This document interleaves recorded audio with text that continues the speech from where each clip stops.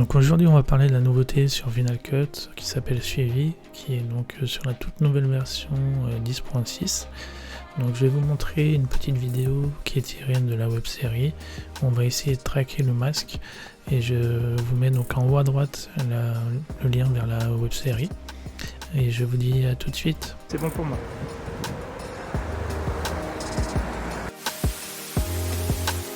Donc on se retrouve donc sur l'interface de Final Cut et je vais vous montrer comment donc utiliser l'option de suivi. Donc, dans un premier temps on va sélectionner donc là le rush et on va se retrouver donc sur le format de pellicule où on retrouve les options en fait, et ça se trouve tout en bas. Vous avez une nouvelle option qui s'appelle suivi. Vous avez juste à appuyer sur le plus et donc là apparaît une grille qui va être la grille de sélection. Donc là il va falloir que vous réduisiez la taille en fonction de l'endroit où vous voulez situer. Là dans notre test c'est la lettre C qu'on veut traquer, donc on va réduire à la taille à peu près du masque. Donc vous avez les 4 coins pour le réduire, et si vous voulez faire une forme ronde, vous appuyez sur le bouton sur l'ancrage à gauche et vous maintenez appuyé, vous allez sur votre droite pour former un rond. Voilà. Donc une fois que vous avez fait à peu près la taille que vous souhaitez, vous réduisez.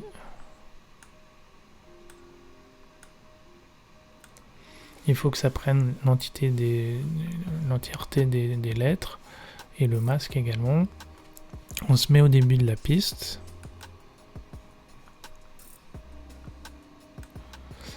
Et on fait en haut à gauche analyser. Voilà, donc ça va prendre un peu de temps. On se retrouve juste après la finalisation du tracking. Donc une fois qu'il a terminé, je vais vous montrer un peu le résultat. Donc pour visualiser, vous avez appuyé sur la barre en fait de lecture et vous avancez. Ça permet de voir à peu près image par image, et vous voyez que il arrive très bien à suivre le masque.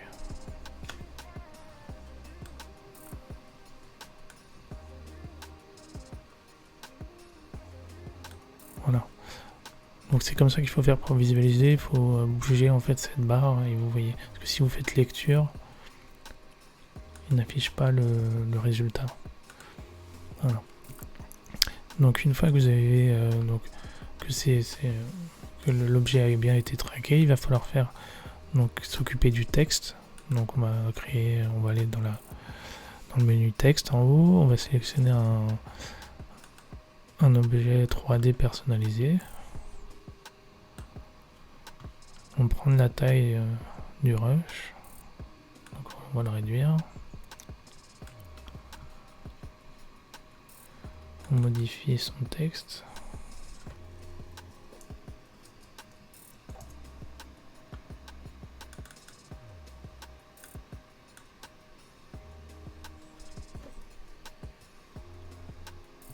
Voilà, et ensuite on va sélectionner un peu la typographie que j'ai mis pour le masque. J'essaie de retrouver la même.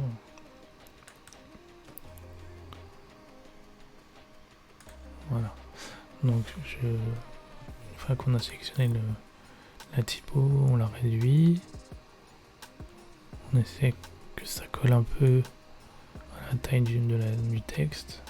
Ça sera jamais parfait, hein, mais là je vous montre rapidement ce qu'on peut faire, ce que peut faire l'option de tracking.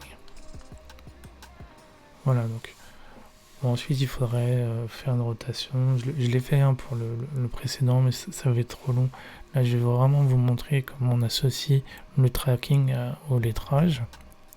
Donc vous sélectionnez la piste qui est toujours sélectionnée du texte. On appuie sur l'espèce de carré qui se trouve en bas à gauche et on fait transformer. Donc on a une rubrique en haut, nouveau, qui est marqué suivi. Vous cliquez sur la flèche et vous sélectionnez la piste qu'on a créée. Donc là elle se nomme par défaut, elle se nomme piste objet. ce que je vous invite à faire, c'est à la renommer. Donc on aurait dû le faire dès le début, je ne l'ai pas fait, on va le faire tout de suite. Donc on se retrouve sur la partie toujours de l'interface pellicule. On sélectionne donc le rush. Et tout en bas, voilà, vous avez les pistes objets. Donc on va le renommer comme tout de suite, on va l'appeler lettre par exemple. Vous le renommer ce que vous voulez, mais le tout c'est que vous puissiez vous reconnaître que c'est bien ça. Donc dans suivi en haut, il a pris par défaut la lettre. Donc si on revient au début et qu'on met play, donc voilà ce que ça donne une fois qu'il a fait l'analyse avec la lettre.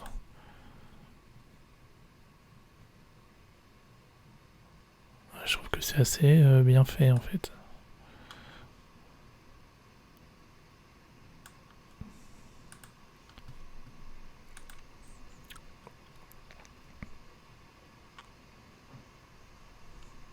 Après, il faut corriger si vous voyez qu'il y a des erreurs. Ça, c'est dans tous les tracking, et des fois il y a des erreurs. Ouais, vous voyez, des fois le masque part d'un côté, vous pouvez essayer vous avez les points clés qui se trouvent au-dessus, vous passez un à un, puis vous bougez, vous le décalez en fait. Donc ça c'est important de le faire. Donc ce que vous pouvez faire pour qu'il refasse des analyses, vous sélectionnez en fait la piste, vous faites transformer et en fait vous avez la analyse. Si vous ne le voyez pas, vous cliquez sur suivi et vous faites analyser. Voilà. Le tout c'est faites-le plusieurs fois, c'est pas forcément du premier coup. Et si vous voyez que ça change un petit peu, vous vous déplacez un petit peu dans la timeline. Et là où ça pêche un petit peu, vous le décalez. Voilà, là encore une fois, c'est pas forcément très évident parce que encore une fois le personnage marche. Moi quand je filme, il y a aussi des micro-tremblements, donc c'est difficile si vous voulez en post-production de rattraper, parce qu'il ne sait pas à quel moment le C doit s'incruster. C'est pour ça l'utilité, je sais pas si vous avez déjà vu sur les fonds verts, vous avez des marqueurs. Ces marqueurs permettent de vraiment bien situer les objets ou le décor, peu importe, mais s'il y a des objets de tracking ou même pour la caméra, ça permet de vraiment traquer les objets très précisément. Sinon là vous voyez il le fait, mais c'est un peu du bricolage. Je savais pas que au tournage ça aurait, je pensais pas le faire en fait. Donc voilà, donc ça c'est l'objet du tracking. Je pense que c'est assez efficace. Et vous pouvez vous en servir également si vous voulez flouter un personnage, c'est le même principe. Voilà, donc j'espère que c'était assez clair. Et n'hésitez pas à me poser des questions en commentaire si vous voulez que je développe un petit peu plus. Donc en conclusion, l'option fonctionne assez bien. Alors, petit inconvénient, alors je ne sais pas si c'est sur mon PC, mais j'ai eu quand même beaucoup de plantage. Je pense que ça demande beaucoup de ressources et je pense que c'est vraiment optimisé vers la version plutôt pour les Mac à main. Là j'ai installé la toute nouvelle version de macOS, mais j'avais testé juste avant avec Big Sur et c'était pareil. Donc je pense que c'est pas tout à fait encore optimisé pour les anciens Mac mini. Donc je vous recommande pas forcément de mettre à jour, surtout si vous avez des projets en cours.